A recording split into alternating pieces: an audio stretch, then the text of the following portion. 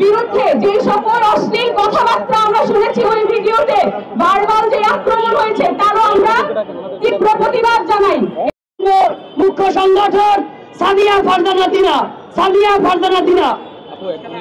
সংগ্রামী ভাই ও বোনেরা, আমরা বলতে চাই, নাগরিক পার্টি এনসিপি সদস্য সচিবের উপর যেরকম ভাবে হামলা হয়েছে তার আমরা এখানে তীব্র প্রতিবাদ জানাচ্ছি।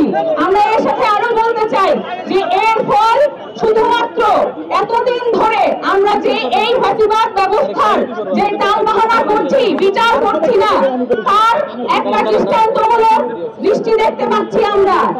আরো বলতে চাই যে এই আওয়ামী লীগ আমলের যে বিচার সংস্থা সেই বিচার একদম বাংলাদেশের প্রত্যেকটি তৃণমূল পর্যায়ের এই বিচার করতে হবে।